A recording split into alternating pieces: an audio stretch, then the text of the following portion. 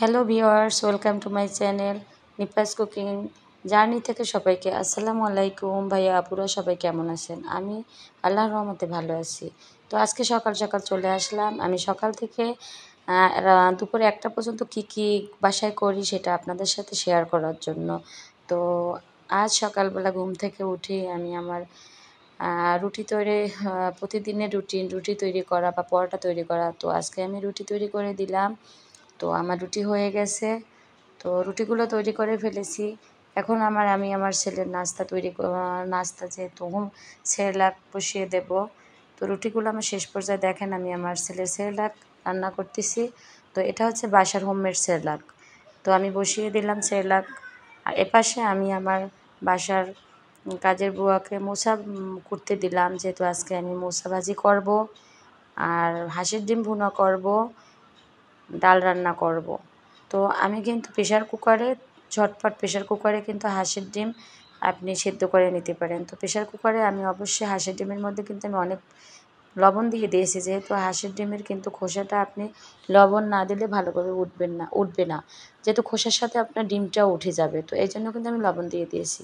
তো এই পাশে আমার বাচ্চারা খেতে আসছে, এই জন্য তাড়াহুড়ো করে আমি ডিম পোচ করে দিলাম আমার বাচ্চাদের।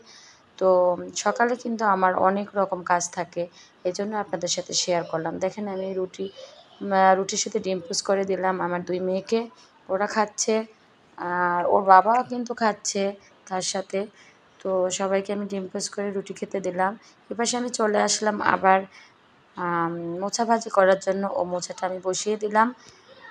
মোচাটা বসিয়ে দিয়ে আমি ঢাকনা দিয়ে দেব। অবশ্যই আপুরা আমার ভিডিওটি যদি ভালো লাগে আমাকে সাবস্ক্রাইব করবেন এবং লাইক করবেন। আর পাশে থাকা বেল বাটনটি অন করে দেবেন, নতুন নতুন ভিডিও পেয়ে যাবেন আমার। অবশ্যই আমার পাশে থাকবেন। তো আপুরা আমি এপাশে ডাল রান্না করব, চলে আসলাম। আমি প্রেশার কুকারে আবার ডালটা বসিয়ে দেবো। আজকে আমি মুগ ডাল রান্না করব। তো আমি মুগ ডালটার সাথে কিন্তু একটু কুচানো রসুন দিয়ে দিয়েছি। আমি এপাশে কিন্তু ডিমগুলো সেদ্ধ হয়ে গেল, এগুলো কিন্তু খোসাগুলো ছাড়িয়ে নিচ্ছি।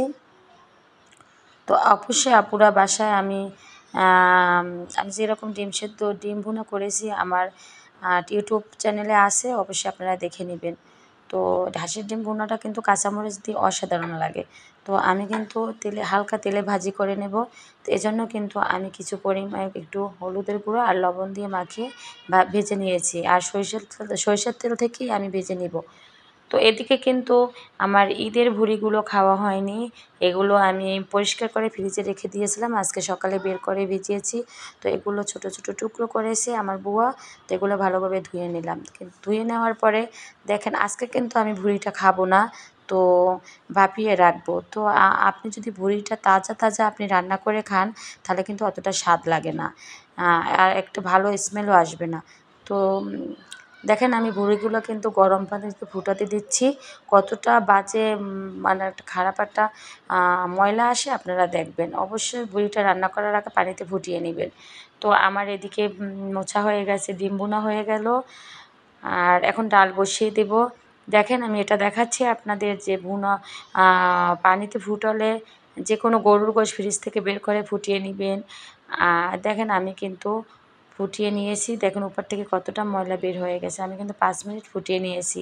অবশ্যই আপনারা বাসায় আপুরা যখন ভুঁড়ি খাবেন এভাবে ফুটিয়ে নেবেন গরম পানিতে।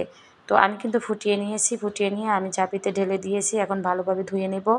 ধুয়ে নিয়ে কিন্তু আমি ভাপিয়ে নেব। আজকে আমি কিন্তু ভুঁড়িটা খাবো না, আমি হলুদ মরিচ মশলাগুলো দিয়ে ভেপে রাখবো। তো আজকে আমি আগামীকালও কিন্তু ভুঁড়িটা খাবো না, 1 থেকে 2 দিন পর্যন্ত আমি ভাপিয়ে রাখবো ভুঁড়িটা। তো তারপরে আমি 3 দিন পর আমি ভুঁড়িটা রান্না করে সুন্দর করে বাসার সবাইকে খাওয়াবো। তো ভুঁড়িটা যখন রান্না করব অবশ্যই আপনাদের সাথে শেয়ার করব। তো আমি কিন্তু ডালটা বসিয়ে দিলাম, এপাশে আমার ডালটা হয়ে যাচ্ছে, এপাশে কিন্তু আমি ডিমটা উঠিয়ে ফেলেছি, আপনাদের দেখাচ্ছি। তো আপুরা দেখেন আমি কিন্তু ভুঁড়িটা যখন ভাপিয়ে নেব ভুঁড়িটায় কিন্তু আমি পানি দিয়ে দেব পরিমাণ মতো। তারপরে হলুদের গুঁড়া, তারপরে রসুন, কুচানো রসুন দিয়ে দিয়েছি, বাটা রসুনও দিয়ে দিয়েছি। তারপরে জিরা বাটাটাও দিয়ে দিলাম, আদা বাটা, মানে সব মশলাগুলোই আমি কিন্তু দিয়ে ভাপিয়ে রাখতেছি। যেহেতু এর অনেক খারাপ একটা কিন্তু বুড়ির মধ্যে স্মেল আছে। এইটা খারাপ, মানে এত বাজে একটা গন্ধ আমার বাসায় কিন্তু আমার হাজব্যান্ড, তারপর আমার দেবর এই বুড়ি একদমই পছন্দ করে না। তো স্মেলটা মানে রান্না করার সময় একটা স্মেল বা খাওয়ার সময় ওরা মানে এটা পছন্দই করে না, দেখেই পছন্দ করে না। তো আমরা কিন্তু অনেক মজা করে খাই। দেখেন আমি যখন ভাপাচ্ছি তখন কিন্তু সব রকমেরই মশলাগুলো আমি দিয়ে দিয়েছি। এখন কিন্তু আমি উপর থেকে ছাল, দারচিনি, এলাচ, তারপরে তেজপাতা সবগুলোই দিয়ে দেব। তেল পরিমাণ মতো দিয়ে দিবেন। যেহেতু আপনি 2 থেকে 3 দিন মশলা দিয়ে যদি ভাপিয়ে রাখেন তাহলে কিন্তু আপনার গন্ধটা আদৌ আসবে না। তো দেখেন আমি কিন্তু সমস্ত মশলা দিয়েই কিন্তু ভাপিয়ে রাখতেছি। আর যেদিন আমি রান্না করব, ভুনা করব, অবশ্যই আপনাদের সাথে শেয়ার করব। তো আপু ও ভাইয়েরা আমার জন্য দোয়া করবেন, আমি যেন নতুন নতুন ভিডিও আপনাদের সাথে শেয়ার করতে পারি। আর আপনাদের সাথে প্রতিদিনই আমার যেন ভিডিও শেয়ার হয়, এজন্য আমার জন্য দোয়া করবেন এবং আপনারা সবাই আমার ভিডিও দেখবেন এবং আমাকে শেয়ার লাইক করবেন। সবাই ভালো থাকবেন, শুভকামনায়, আল্লাহ হাফেজ।